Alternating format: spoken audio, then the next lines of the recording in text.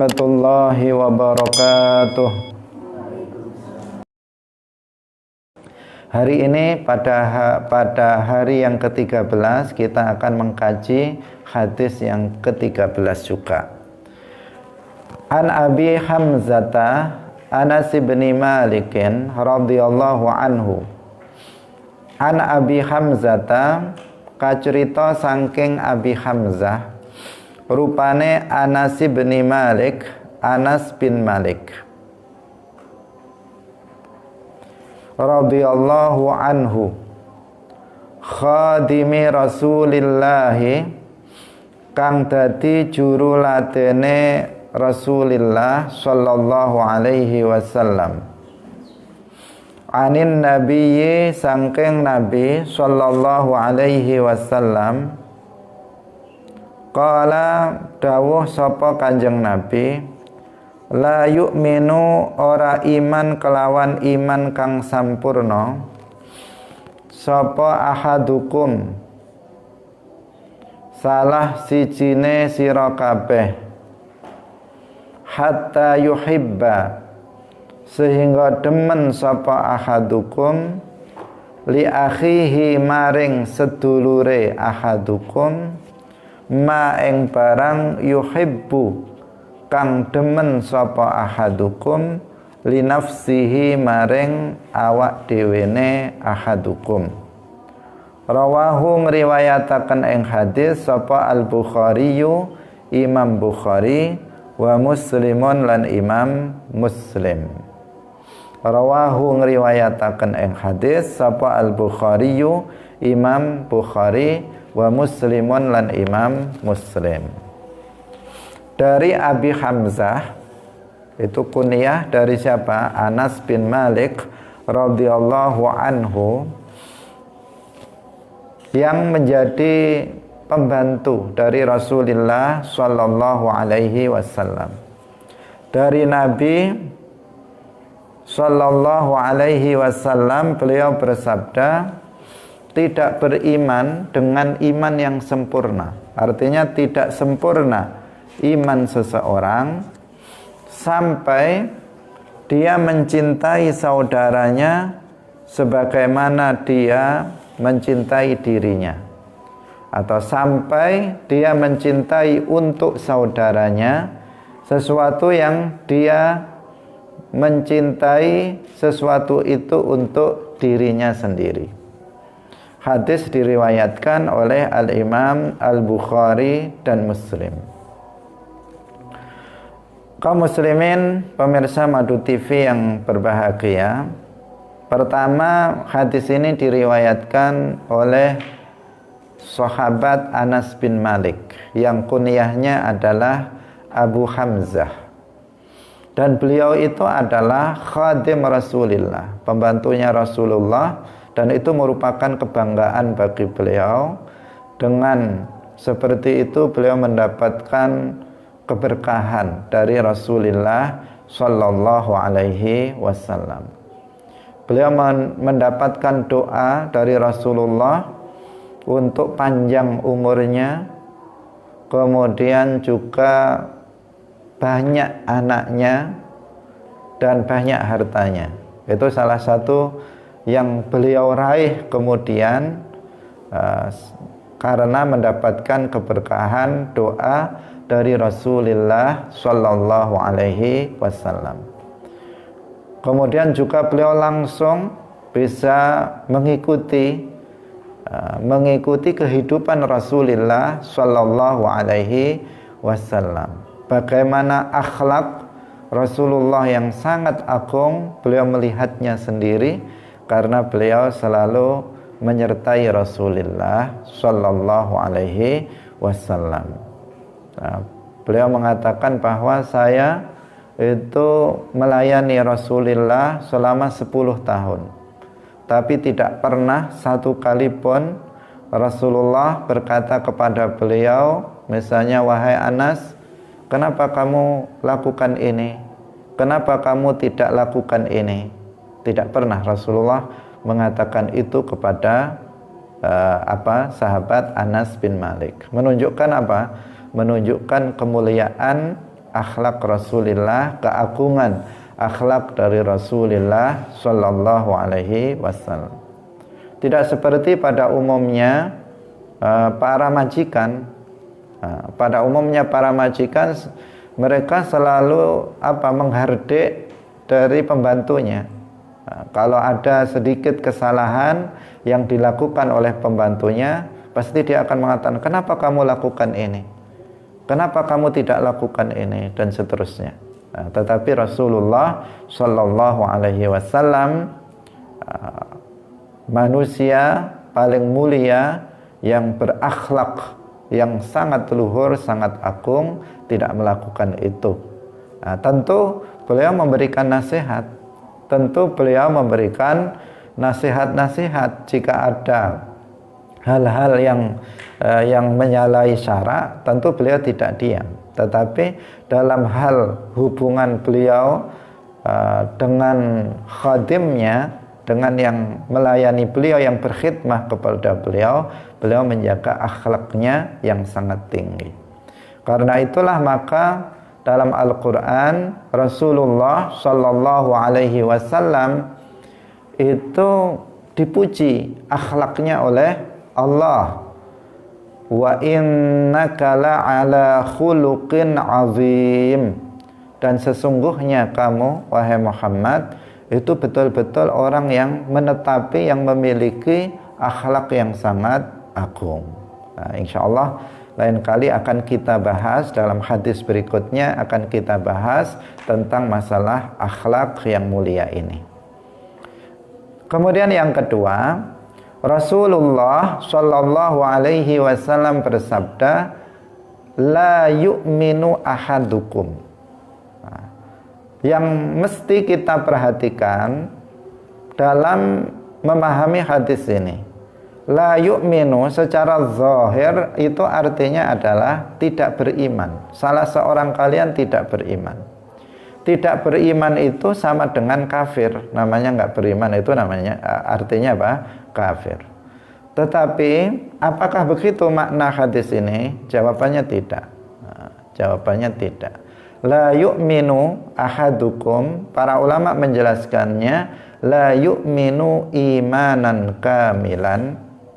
La yu'minu ahadukum imanan kamilan. Artinya salah seorang di antara kalian itu tidak beriman dengan iman yang sempurna. Tidak beriman dengan iman yang sempurna. Bukan tidak beriman sama sekali. Karena kalau tidak beriman sama sekali, itu artinya kafir. Jika hadis ini dipahami secara harfiah, maka akan berbahaya. Kenapa? Karena akan menjadikan seseorang mengkafirkan orang yang tidak mencintai saudaranya seperti dia mencintai dirinya sendiri. Dan betapa banyak orang yang seperti itu. Kebanyakan orang apa? Hampir ya kebanyakan orang, kebanyakan kita semuanya itu pasti lebih mencintai dirinya sendiri daripada mencintai orang lain. Inginnya kita lebih baik daripada orang lain. Pasti seperti itu kebanyakan kita. Sangat jarang orang yang ingin orang lain mendapatkan kebaikan sama dengan kita. Apalagi ingin orang lain mendapatkan kebaikan yang lebih daripada kita. Itu sangat sedikit jumlahnya. Sangat sedikit jumlahnya. Lah, jika kata la yu'minu itu diartikan tidak beriman dengan pengertian kafir, berarti kebanyakan umat Islam nanti akan dikatakan kafir.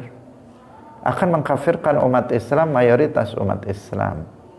Nah, karena itulah ini menunjukkan pentingnya kita ngaji dalam dalam belajar ilmu agama itu, ngaji belajar langsung kita memahaminya dari seorang guru yang juga belajar kepada gurunya, begitu seterusnya sampai kepada Rasulullah Shallallahu Alaihi Wasallam.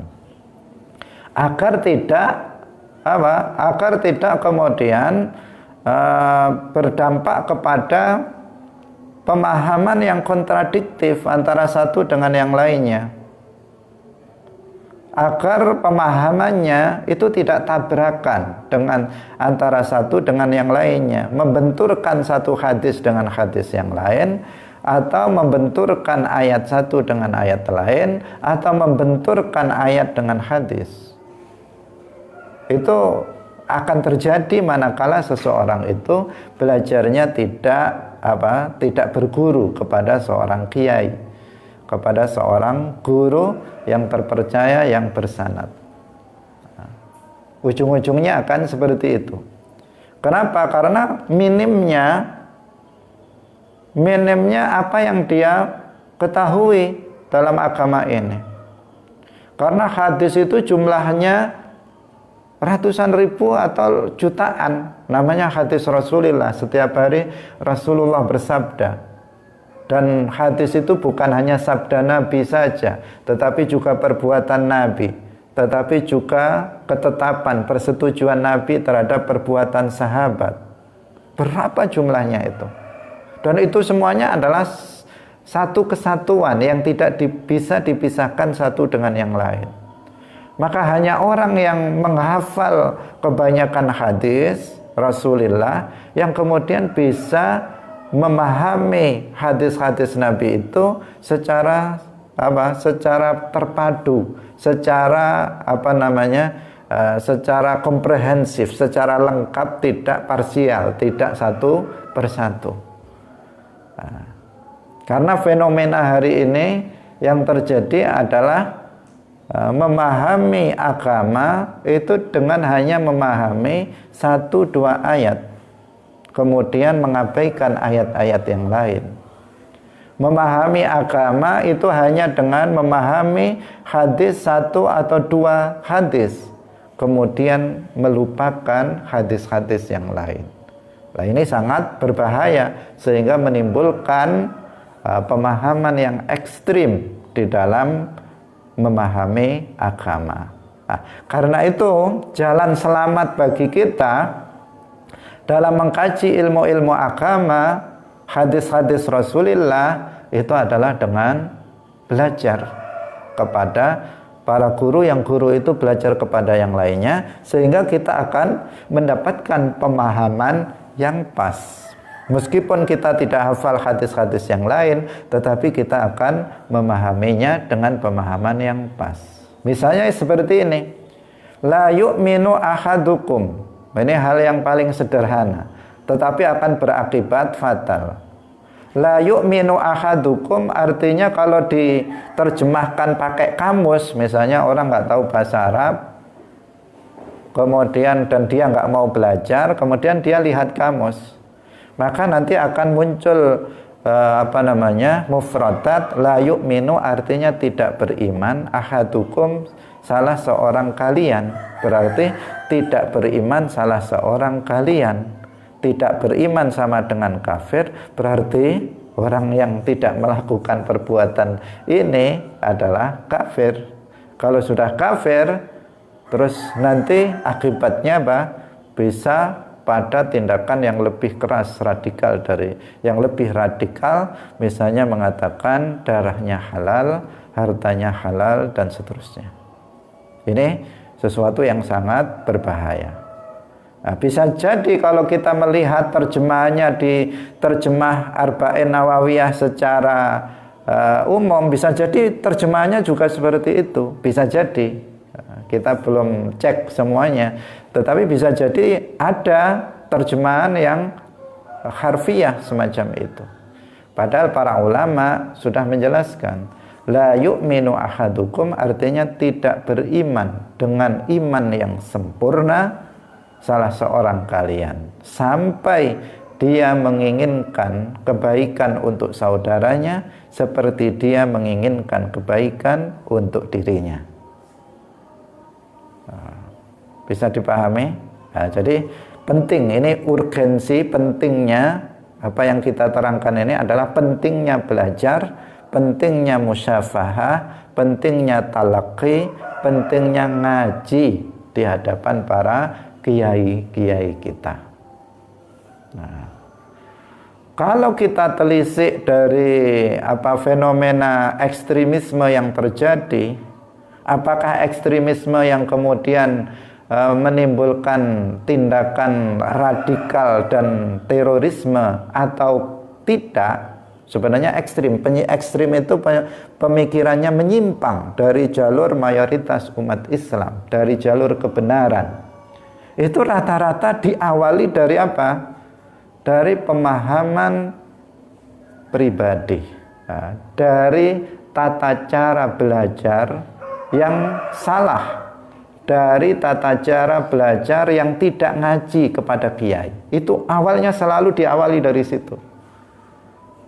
Karena itu sebenarnya untuk menanggulangi terorisme, ekstremisme, yang harus dilakukan adalah bahwa nggak boleh ada lagi orang yang belajar kemudian hanya dengan membaca-baca saja, tetapi harus dibuka majelis-majelis taklim yang dihadiri oleh para kiai-kiai pondok pesantren, para kiai-kiai yang beraliran Ahlus Sunnah wal Jamaah. Perbanyak majelis taklim di masjid, di musholla, di majelis-majelis taklim.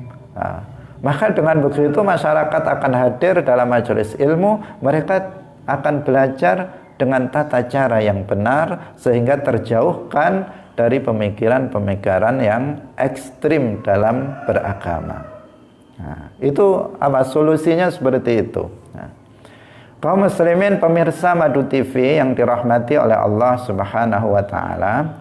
Jadi la yu'minu ahadukum artinya tidak beriman dengan iman yang sempurna. Karena Ahlus Sunnah wal Jamaah pertama mengatakan bahwa iman itu yazidu wa yanqus, bertambah dan berkurang, sehingga ada istilah iman sempurna dan iman yang kurang. Iman yang sempurna dan iman yang kurang. Orang yang beriman atau yang disebut dengan mukmin itu juga ada mukmin yang kamil, yang sempurna, ada mukmin yang naqis, yang kurang. Mukmin yang kamil disebut juga dengan mukminun taqiyun, seorang mukmin yang bertakwa. Disebut juga dengan mukmin sholihun, seorang mukmin yang soleh. Ini sebutan untuk mukmin kamil, mukmin taqi, mukmin kamil. Kemudian yang berikutnya, yang kedua, mukmin yang naqis, yang kurang. Imannya ada tetapi kurang sempurna. Maka kelompok ini disebut mukmin naqis atau mukmin fasik atau mukmin ghairu kamil, seorang mukmin yang tidak sempurna. Nah, kalau ada seseorang yang tidak mengamalkan tadi, ya amalkan ini yang disebutkan dalam hadis, ada seseorang lebih mencintai dirinya sendiri daripada orang lain, tidak menginginkan orang lain mendapatkan kebaikan seperti yang dia dapatkan, maka orang seperti ini statusnya masih mukmin yang tidak sempurna. Ini alasannya yang pertama. Kemudian yang kedua, dalam akidah Ahlus Sunnah wal Jamaah, seorang mukmin itu tidak menjadi kafir disebabkan oleh dosa yang dilakukannya. Kalau ada seorang muslim atau seorang mukmin melakukan dosa, misalnya dia minum khamr, misalnya dia berjudi, berzina, maka dia tidak menjadi kafir, tetapi dia imannya menjadi berkurang, imannya kurang, dia menjadi seorang mukmin yang fasik sampai dia bertaubat kepada Allah Subhanahu wa taala. Dengan dua alasan inilah maka para ulama menjelaskan bahwa yang dimaksud dengan la yu'minu ahadukum dalam hadis ini adalah la yu'minu imanan kamilan. Nah, selanjutnya Rasulullah Shallallahu Alaihi Wasallam bersabda, hatta yuhibba li akhihi ma yuhibbu li nafsihi, sampai seseorang itu mencintai untuk saudaranya sesuatu yang dia sukai itu ada pada dirinya, atau yang biasa diterjemahkan dengan mudah dipahami, sampai seseorang mencintai saudaranya seperti dia mencintai dirinya. Artinya kalau seseorang sudah pada taraf seperti itu, maka imannya sempurna, imannya menjadi sempurna. Jika tidak, maka tidak. Nah, karena apa? Ini salah satu, sebenarnya tidak satu-satunya. Kalau dia mencintai diri orang lain seperti mencintai dirinya sendiri, itu adalah salah satu dari penyempurna keimanan seseorang, salah satu dari tanda kesempurnaan keimanan seseorang. Dan ini sesuatu yang sangat sulit. Nah, apa yang dimaksud dengan yuhibbu, mencintai di sini? Yuhibbu atau cinta itu artinya adalah iradatul khair. Iradatul khair, menghendaki kebaikan. Jadi kalau yuhibbu li akhihi artinya menghendaki kebaikan untuk saudaranya sesama muslim sebagaimana dia menghendaki kebaikan untuk dirinya. Nah, kita mencintai diri kita, artinya apa? Kita menghendaki kebaikan untuk diri kita. Itu namanya mencintai diri kita. Kita mencintai saudara kita sesama muslim, artinya apa? Kita menghendaki kebaikan untuk saudara kita sesama muslim.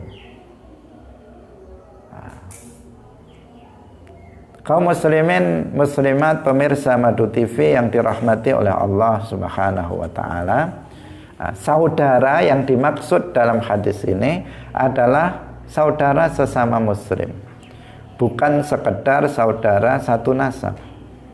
Karena dalam Al-Quran disebutkan innamal mu'minuna ikhwatun fa aslihu baina akhwaikum.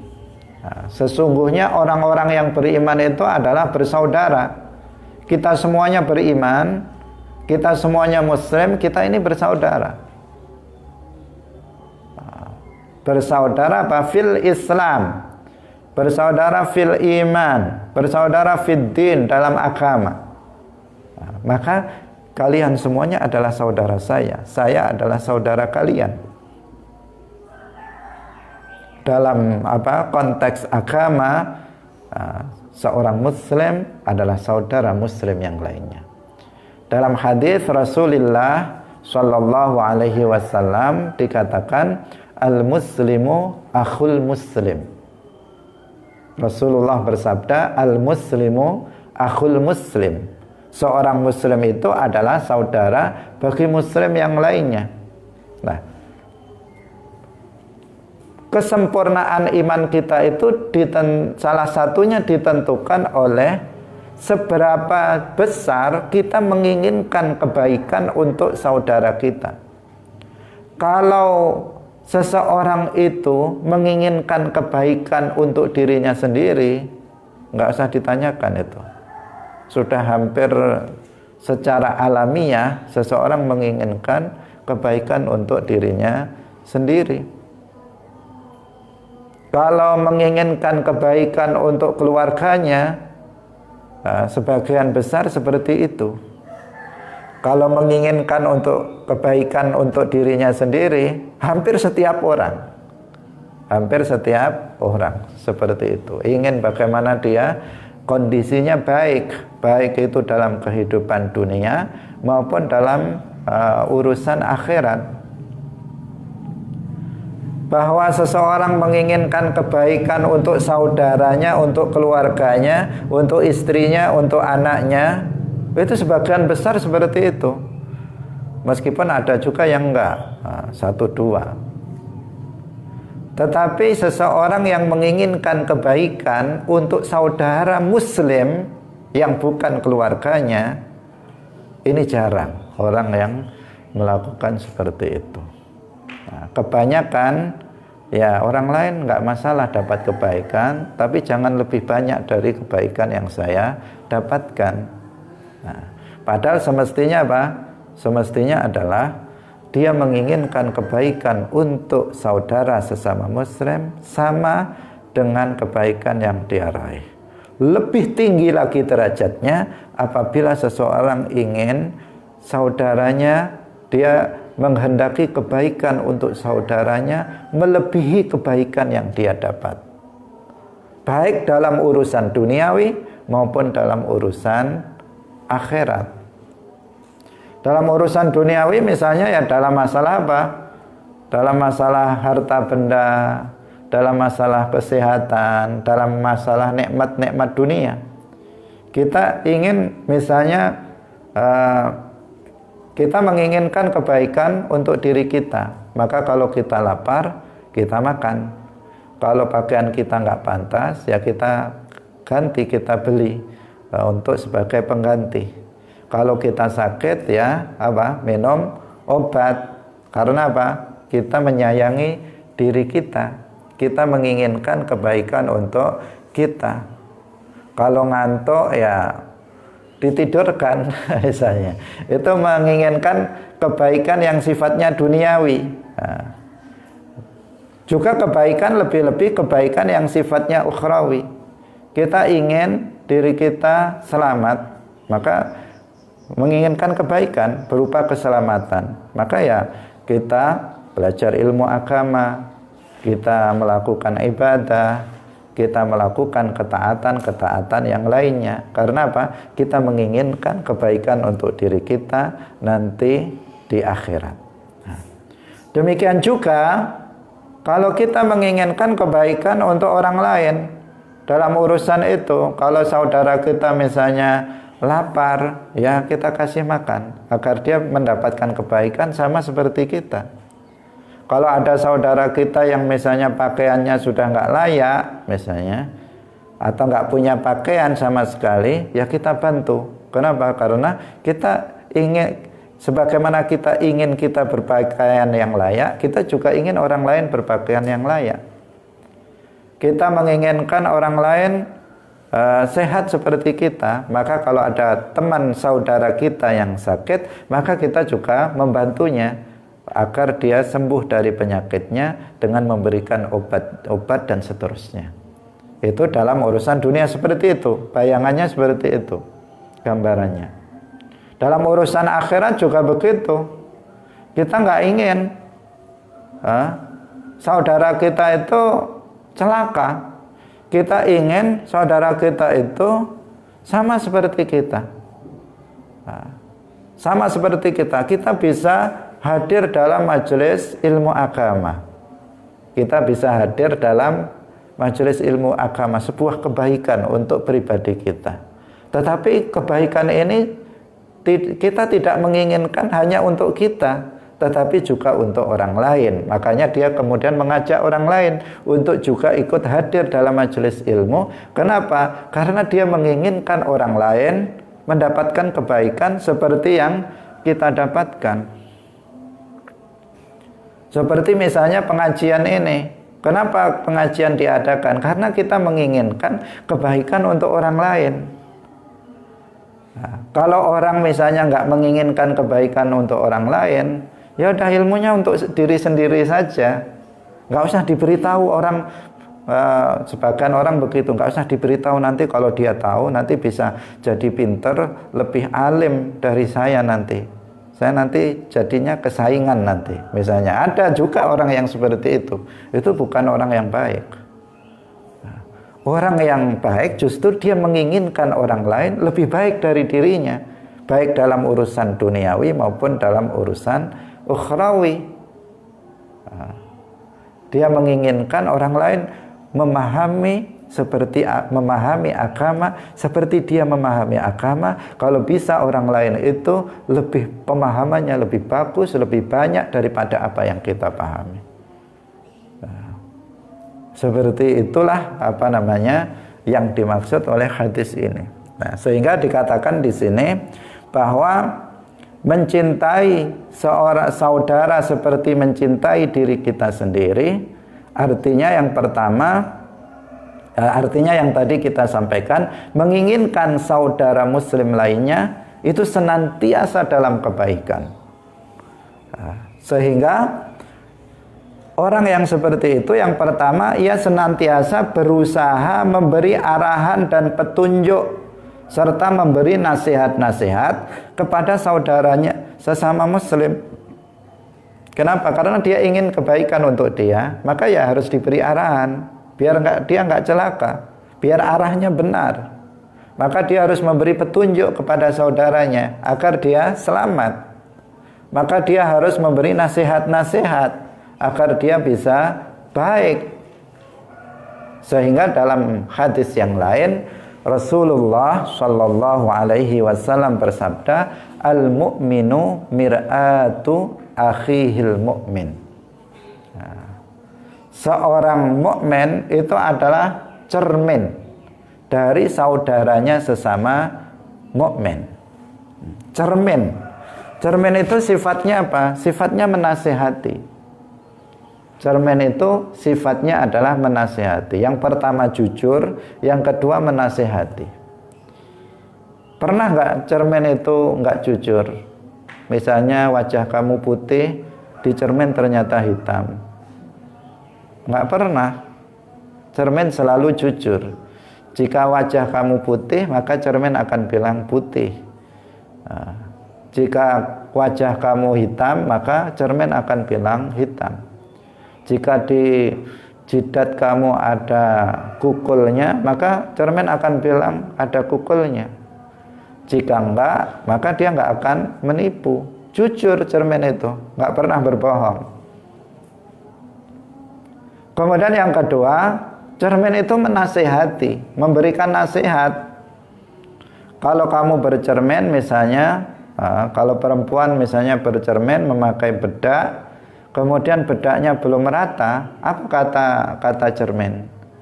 Seakan-akan cermin mengatakan, awas, bedak kamu belum rata, cepat ratakan sebelum nanti kamu keluar, nanti kamu malu kalau ketemu orang, ratakan cepat. Akhirnya kamu pun bergerak meratakannya sehingga menjadi bagus. Itu apa namanya? Nasihat. Cermin itu memberi nasihat. Kalau kemudian seseorang bercermin, ternyata di wajahnya ada kukulnya, kemudian cerminnya yang dibanting, misalnya, sehingga pecah cerminnya, yang disalahkan cerminnya. Ini orang nggak waras ini. Gimana ini? Dia sudah jujur, dia sudah memberikan nasihat, tetapi justru cerminnya yang dibanting. Ini cermin apa ini? Masa katanya ada kukulnya misalnya. Nah, ini apa? Ini orangnya yang bermasalah.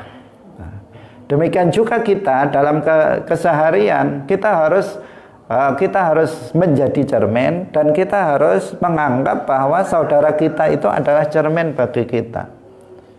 Kita sebagai cermin artinya kita selalu memberikan arahan, selalu memberikan nasihat, selalu memberikan petunjuk kepada jalan yang baik, mengajak saudaranya yang baik-baik saja. Kalau kamu punya teman, punya saudara, tetapi justru mengajak untuk apa? Untuk yang tidak baik, maka tinggalkan teman yang seperti itu, teman yang tidak baik.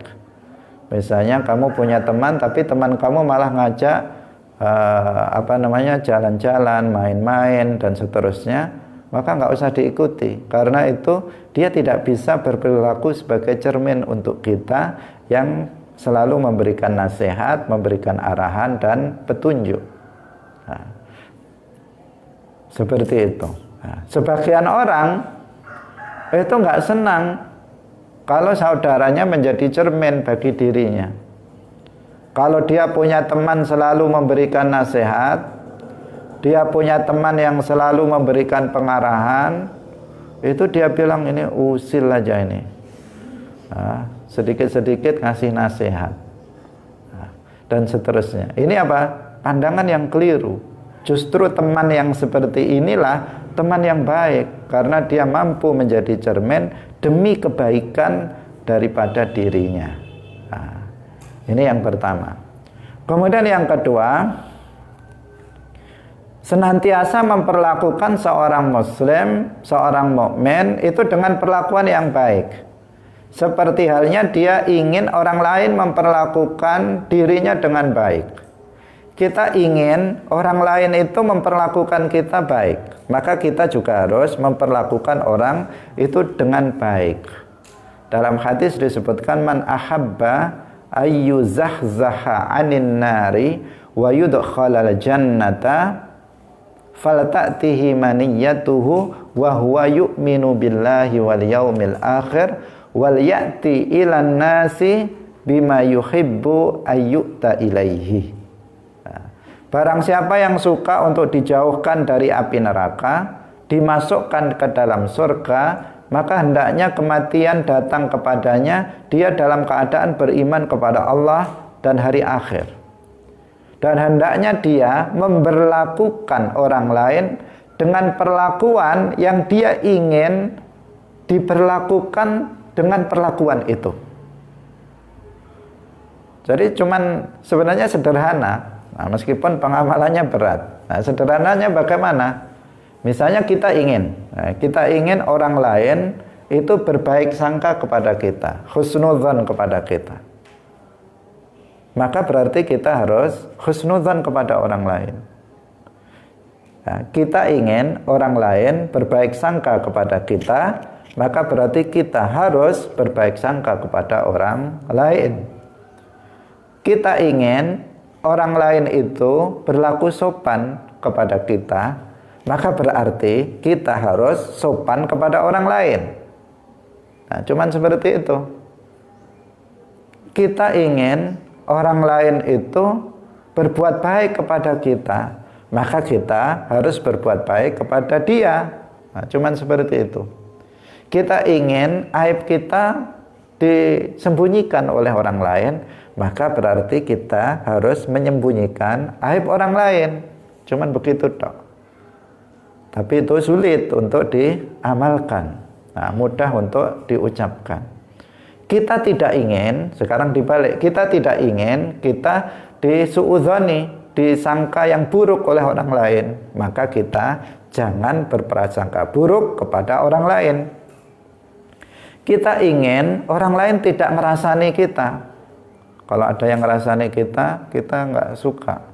Maka kita jangan ngerasani dia. Kita tidak ingin orang lain itu tidak sopan, berlaku tidak sopan kepada kita. Maka berarti kita jangan berlaku tidak sopan kepada orang lain.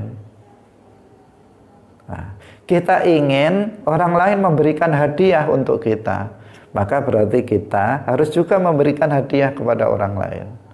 Nah, cuman seperti itu saja seseorang akan mendapatkan kesempurnaan dari keimanan. Sesuatu yang sangat indah apabila ini diamalkan oleh setiap muslim. Jika ini diamalkan oleh seorang muslim, luar biasa. Dalam kehidupan duniawi, tidak ada orang kelaparan, tidak ada orang kekurangan, tidak ada orang kesusahan yang terus menerus, tidak ada orang yang terkucilkan, tidak ada orang yang tersakiti dan seterusnya. Jika itu diamalkan oleh masing-masing dari setiap mukmin. Tetapi karena ini sulit untuk dilakukan dan jarang orang yang memahami tentang masalah itu, sehingga banyak seorang mukmin tidak peduli dengan saudara mukmin yang lainnya. Dianggap bahwa saudara mukmin yang lainnya itu tidak penting bagi dia.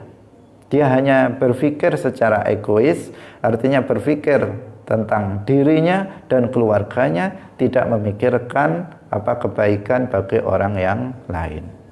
Jadi kita harus menginginkan kebaikan untuk orang lain. Karena itulah maka ada al-amru bil ma'ruf wan nahyu 'anil munkar. Al-amru bil ma'ruf wan nahyu 'anil munkar itu adalah dalam rangka menginginkan kebaikan untuk orang lain. Jika ada orang tidak melakukan kebaikan, suruh dia melakukan kebaikan. Jika ada orang melakukan kemungkaran, larang dia dari melakukan kemungkaran. Itu artinya menginginkan kebaikan untuk orang lain. Membuka majelis taklim adalah bentuk dari keinginan kebaikan untuk orang lain. Bukan selain itu, tetapi semata-mata menginginkan kebaikan untuk orang lain. Nah, kalau ada seseorang tidak menginginkan kebaikan orang lain, lebih parah lagi, tidak menginginkan kebaikan untuk saudaranya sendiri yang senasab, atau tidak menginginkan kebaikan untuk istri dan anak-anaknya, maka ini kondisinya lebih parah. Misalnya anak istrinya dibiarkan bodoh dalam ilmu agama, maka berarti apa? Keluarganya saja dia tidak ingin keluarganya mendapatkan kebaikan, apalagi menginginkan kebaikan untuk saudara muslim yang lain.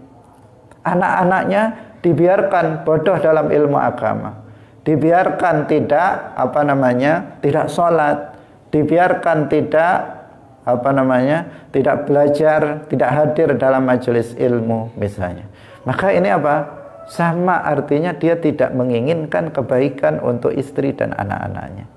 Jika seperti itu, bagaimana dia kemudian menginginkan kebaikan untuk umat Islam? Nah, kaum muslimin pemirsa Madu TV yang dirahmati oleh Allah Subhanahu wa ta'ala. Nah, kita lanjutkan pada hadis berikutnya, tapi nanti insya Allah akan kita jelaskan besok ya, karena waktunya tinggal 10 menit. Tetapi masih ada waktunya, kita baca terlebih dahulu agar besok kita bisa membaca hadis yang ke-15 juga. Ani bin Mas'udin radhiyallahu anhu qala. Kacerita saking Ibni Mas'ud radhiya muga-muga ngridoni sapa Allah Gusti Allah anhu saking Ibnu Mas'ud. Qala was dawuh sapa Ibnu Mas'ud, qala wasdawu sapa Rasulullah sallallahu alaihi wasallam, la yahillu ora halal apa damumriin getiye awak-awakan muslimin kang muslim yashhadu kang nekseni alla ilaha illallah sak temane ora ana kang den sembah kelawan hak iku maujud illallah kejaba Allah, wa anni lan sak temene ingsun iku Rasulullah utusane Allah, illa bi ihda salasin kejaba kelawan salah sijine perkara telu. Asayyibizani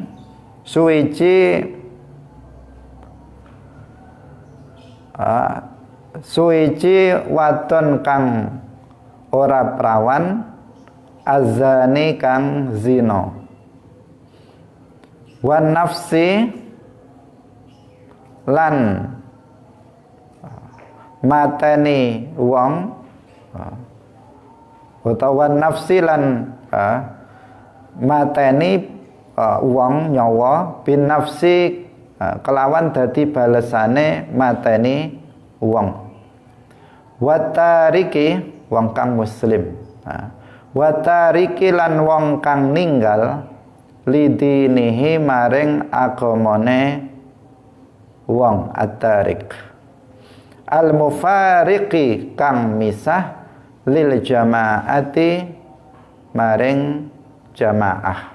jamaah, maksudnya di sini mufariqil lil jamaah, artinya dia murtad dari agama. Kaum muslimin pemirsa Madu TV yang dirahmati oleh Allah, hadis yang ke-14, hadis yang diriwayatkan dari Ibnu Mas'ud, namanya Abdullah bin Mas'ud.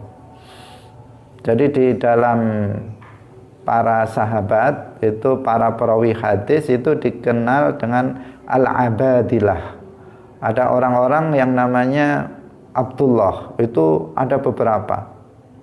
Yang terkenal ada namanya Abdullah bin Mas'ud, ada Abdullah bin Abbas, ada Abdullah bin Umar, ada Abdullah bin Amr ibn As. Abdullah. Nah, sehingga ketika disebut Ibnu Mas'ud, maka maksudnya apa? Abdullah bin Mas'ud. Ketika disebut misalnya Ibnu Abbas, maka yang dimaksud adalah Abdullah bin Abbas. Ketika disebut dengan Ibnu Umar, maka yang dimaksud adalah Abdullah bin Umar. Mereka disebut apa? Al-Abadilah. Al-Abadilah itu yaitu para sahabat yang namanya itu adalah Abdullah. Nah, nama-nama orang Arab itu kan banyak yang sama-sama. Pendek-pendek, tidak seperti nama kita sekarang, pendek-pendek dan banyak yang sama, karenanya selalu dikaitkan dengan nama ayahnya, Abdullah bin Umar, Abdullah bin Abbas. Karena yang membedakan adalah itunya. Kalau namanya sama Abdullah, tapi binnya siapa? Dia anaknya siapa? Nah, sehingga kemudian selalu kalau kita orang Arab selalu ada itunya, minimal bapaknya itu selalu diikut sertakan dalam dalam nama dia, Abdullah bin Umar, Abdullah bin Abbas, dan seterusnya. Nah, karena itu adalah untuk membedakan antara yang satu dengan yang lainnya. Jadi hadis ini diriwayatkan oleh Ibnu Mas'ud, Abdullah bin Mas'ud. Rasulullah bersabda, tidak halal darah seorang muslim. Artinya apa? Tidak boleh dibunuh. Tidak boleh dibunuh, tidak halal darah seorang muslim, artinya tidak dibunuh. Artinya bukan apa? Tidak boleh dimakan. Ya memang tidak boleh diminum. Darah bukan hanya darah manusia, tetapi darah yang kemarin kita sudah sebutkan, ad-damul masfuh as-sa'il, memang haram untuk dimakan. Nah, di sini maksudnya bukan itu. Maksudnya konteksnya adalah tentang masalah pembunuhan. Tidak halal darah seorang muslim, artinya seorang muslim itu nggak boleh dibunuh. Seorang muslim itu yang bagaimana? Yaitu seorang muslim yang yashhadu alla ilaha illallah wa anni rasulullah. Karena seseorang itu disebut sebagai seorang muslim apabila dia bersyahadat.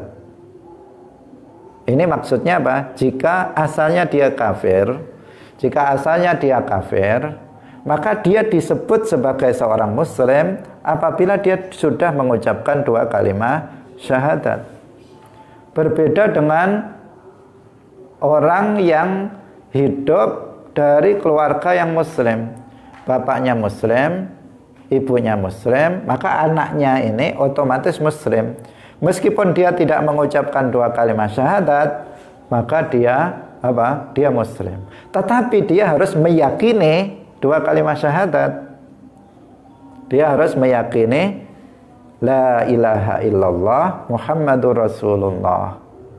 Kalau ada anak seorang muslim lahir dari keluarga muslim, tetapi dia meyakini keyakinan yang bertentangan dengan la ilaha illallah Muhammadur Rasulullah, maka dia bukan muslim.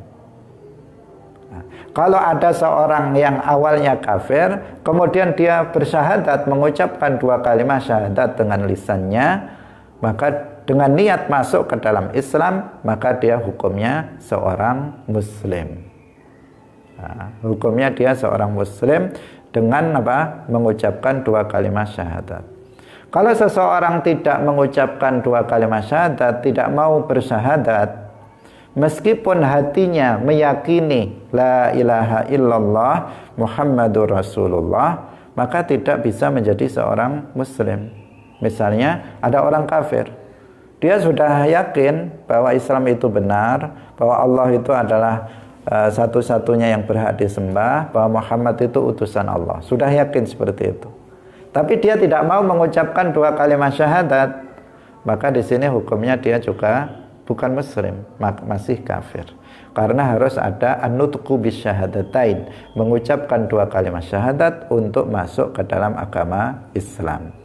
Nah, kalau sudah muslim dari kecil karena bapak ibunya itu muslim, maka dia tidak mengucapkan 2 kalimat syahadat, tetap dihukumi muslim. Tetapi dengan catatan apa? Dia harus meyakini makna 2 kalimat syahadat.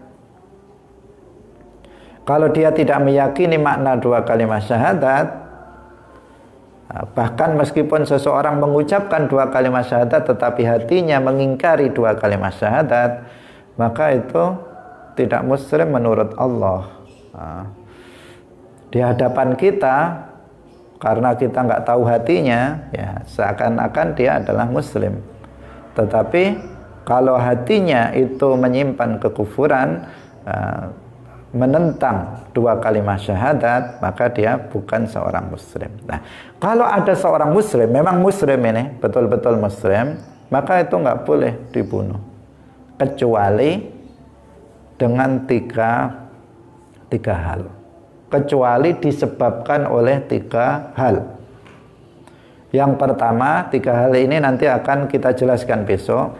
Yang pertama, jika ada seorang thayyib, artinya orang yang pernah menikah tetapi dia berzina, maka dia boleh dibunuh rajam. Tetapi yang melakukannya adalah imam atau pemerintah. Nanti besok akan kita jelaskan. Yang kedua, yaitu apabila seseorang membunuh seorang muslim tanpa hak, maka hukumannya dalam hukum Islam adalah diqisas, ganti dibunuh. Dia membunuh, maka ganti dibunuh. Yang melakukannya juga imam, tidak sembarang orang. Kemudian yang ketiga, yaitu at-tariq lidinihi, yaitu orang yang murtad. Dalam Islam hukumnya man baddala dinahu faqtuluh. Orang yang mengganti agamanya, artinya dia murtad, maka bunuhlah dia. Ini juga yang memberlakukannya adalah seorang imam, pemerintah, penguasa. Nah, insya Allah satu persatu besok akan kita lanjutkan pembahasan tentang hadis ini. Semoga Allah Subhanahu wa ta'ala memberikan taufiknya kepada kita semuanya untuk besok kita bisa hadir kembali dalam pengajian kitab Al-Arba'in An-Nawawiyah karya Al-Imam An-Nawawi rahimahullahu ta'ala. Barakallahu fikum. Wallahul muwaffiq ila aqwamit thariq. Wassalamualaikum warahmatullahi wabarakatuh.